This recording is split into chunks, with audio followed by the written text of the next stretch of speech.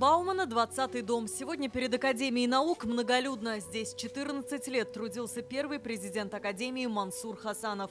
Почтить память ученого лично прибыл Рустам Минниханов. Также Минтимер Шаймиев, Азгат Сафаров, члены правительства. Мансур Хасанович имел богатую трудовую биографию. Он долгие годы вел научно-педагогическую деятельность, работал в партийных советских органах.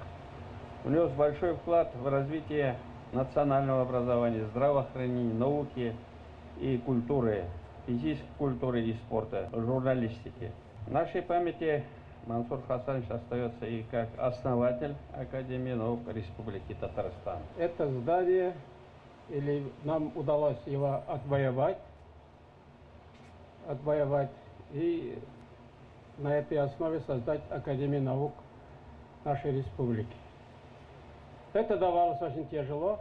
Почему? Потому что это был первый случай, чтобы кто-то из субъектов Российской Федерации мог бы даже подумать, может быть, и не осмелиться создать свою Академию наук.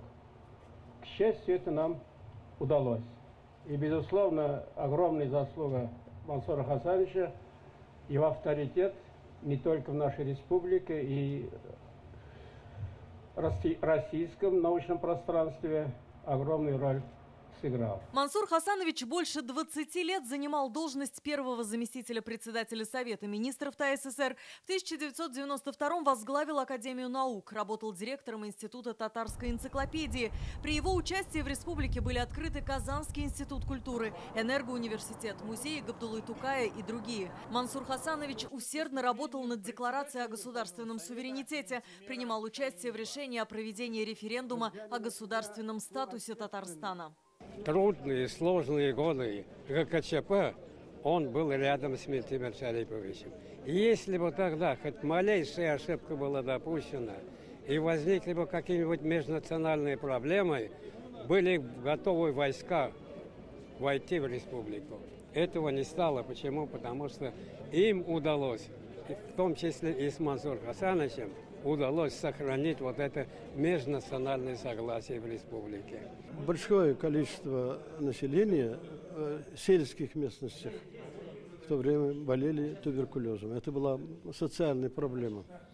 На решение этих проблем Мансур Хасанович сумел мобилизовать все силы республики, и примерно к началу 80-х годов проблема по республике с туберкулезом была решена. Своим трудолюбием, искренним патриотизмом, широким кругозором и глубокими знаниями масштабности мышления, талантом оратора и публициста Мансур Хасанович Хасанов снискал заслуженный авторитет и глубокое уважение коллег и общественности республики. Сегодня к мемориальной доске Мансура Хасановича каждый пришел с цветами. Работа над ней длилась 3 месяца. По словам скульптора Тимофея Тюрина, очень помогли родственники. Меня зацепила его улыбка. Она такая немножко необычная и запоминающаяся.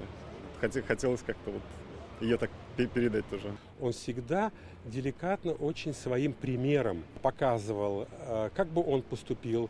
И в разговорах со мной, с моим старшим братом, он всегда говорил, как бы он поступил в данной ситуации, но не говорил, делать надо так или иначе. Для нас это все равно наш любимый ДВТ, с которым мы вместе гуляли, проводили время. Это, разумеется, не... Ходили за грибами. Вот это вот наш родной, но никак не какой-то политический деятель, потому что мы были маленькими. Многолетний труд Мансура Хасанова отмечен высокими наградами. Ордена Трудового Красного Знамени, Дружбы народов, знак почета за заслуги перед Отечеством 4-й степени.